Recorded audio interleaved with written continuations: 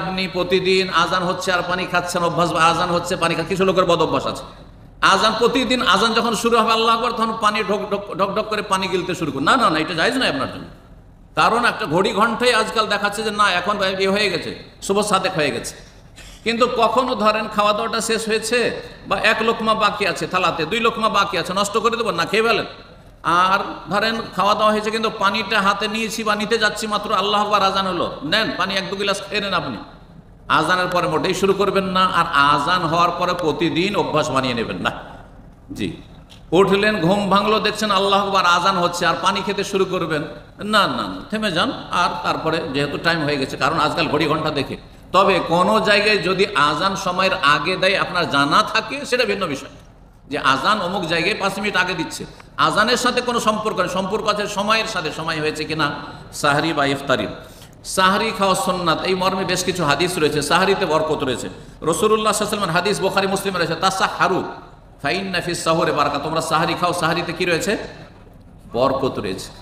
সাহরিতে বরকত রয়েছে কোন দিক থেকে কে বলতে পারে? যে বলবে হাত তুলবে।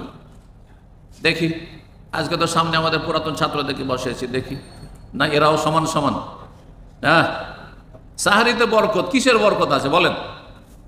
কয়েক দিক থেকে বরকত আছে, ওলামারা বলেছেন, সব 0 পয়েন্টে। মাশাআল্লাহ, সাহরিতে বরকত আছে, এই সময়টি বরকতের সময়, ভোর রাত দোয়া কবুলের সময়, শেষ রাত দোয়া কবুলের সময়, এদিক থেকে বরকত আছে। সাহরিতে বরকত আছে কারণ একটু সুন্নত পালন করে, রসুলের সুন্নত পালন করাই বরকতের মাধ্যম। জি, সাহরিতে বরকত এই জন্য আছে, যখন সাহরি খেলেন বিসমিল্লাহ বলে শুরু করলেন, খেয়ে দিয়ে আলহামদুলিল্লাহ বললেন, এই জন্য হ্যাঁ শুরু করলেন আল্লাহর নাম দিয়ে আর শেষ করে আল্লাহর শুকরিয়া দিয়ে, তাতে বরকত আছে। বোঝা গেছে না? সাহরি খেয়ে ইহুদি নাসারাদের বিরোধিতা করলেন, সেই জন্য বরকত আছে। কয়টা দিক বললাম? কয়টা দিক বললাম? 4টা দিক বললাম, ঠিক না? তাহলে এতগুলো দিক বরকতের দিক রয়েছে। আপনি সাহরি খেতে না উঠলে হয়তো দোয়া নসিব হইতো না।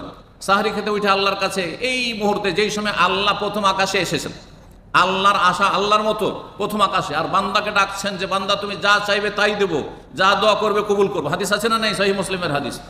এই সময়টাই সাহরি খাওয়ার ওসিলাতে উঠলেন আপনি, যদি একটু দোয়া করেন তাহলে কত বরকতের কাজ হয়ে গেল আপনার। জি, তো সাহরিতে বরকত রয়েছে, রাসূলুল্লাহ হাদিসের এই হচ্ছে ব্যাখ্যা। রাসূলুল্লাহ আরেকটি হাদিস, ফাসলু মা বাইনা সিয়ামিনা ওয়া সিয়ামি আহলিল কিতাবি আকলাতুস সাহরি, আমাদের রোজা এবং আহলে কিতাব ইহুদি খ্রিস্টানদের রোজায় পার্থক্য হচ্ছে সাহরি খাওয়া। ইহুদি খ্রিস্টানদের রোজাতে সাহরি খাওয়ার পারমিশন ছিল না, এশা পরে ঘুমিয়ে গেলে খাওয়া দাওয়া হারাম।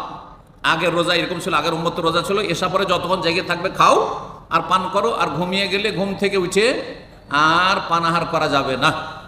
ইসলামের প্রথম কালে এইরকমটাই ছিল। তিরমিজিতে একটি হাদিস রয়েছে, মদিনায় এক সাহাবী মদিনার খেজুরের বাগানে সারাদিন কাজ করেছে, আর কাজ করার পরে বাড়িতে গেছে, বাড়িতে কোনো খাবার নাই, স্ত্রী কিছু ধার কর্জা করার জন্য পাশের বাড়িতে গিয়েছে, আর একটু দেরি হয়েছে ওখান থেকে খাবার দাবারের কিছু ব্যবস্থা নিয়ে আসতে, এইদিকে বেচারাকে ঘুম চলে এসছে, ঘুম লেগে গেছে। সে যে ঘুমিয়ে গেল, না খেয়ে ঘুমিয়ে গেল, কারণ ঘুম চলে আসলে আর খাওয়া দাওয়া যাবে না। খাবার স্ত্রী নিয়ে এসছে কিন্তু খেতে পারছে না। পরের দিন আবার সে মজদুরি করে, মেহনত করে, আবার রোদরে কাজ করতে, দুপুরবেলা সে বেহুশ হয়ে পড়ে গেছে, দুপুরবেলা বেহুশ হয়ে পড়ে গেছে।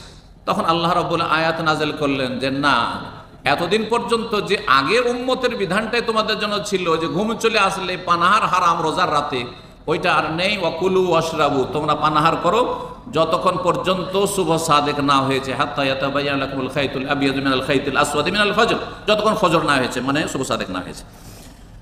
আহলি কিতাব ইহুদি খ্রিস্টানদের বিরোধিতা করতে বলা হয়েছে, বিভিন্ন ক্ষেত্রে বিরোধিতা করতে বলা হয়েছে। তার মধ্যে এটিও একটি বিরোধিতা যে তারা সাহরি খায় না, আপনি সাহরি খান।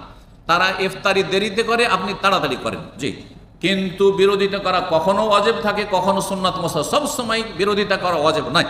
জি, যদি ধরেন প্যান্ট শার্ট পরা জায়েজ, প্যান্ট শার্ট পরা টাকনার নিচে যদি না হয় তো জায়েজ, কিন্তু কেউ যদি প্যান্ট শার্ট না পরে, কিসের জন্য? যে মূলত এই পোশাক পশ্চিমা খ্রিস্টানদের থেকে, ব্রিটিশ থেকে এসছে, সুতরাং আমি তাদের বিরোধিতা করব, তাহলে মুস্তাহাব, তার জন্য ভালোই।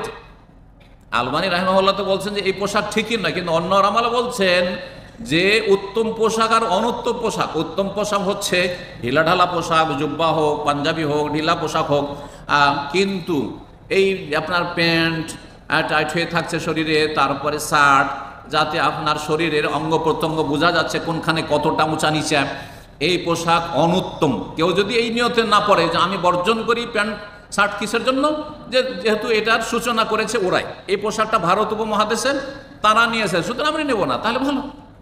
কিন্তু এই বিরোধিতা করা অজেব নয়, এই বিরোধিতা করা অজেব নয়। সেই জন্য বিরোধিতা বিষয়টি অনেকে ভুল বুঝে যে সব ক্ষেত্রে বিরোধিতা করা ফরজ, সুতরাং 2 মিনিট 1 মিনিট দেরিও করা যাবে না ইফতারিতে, এমনটাও ভুল।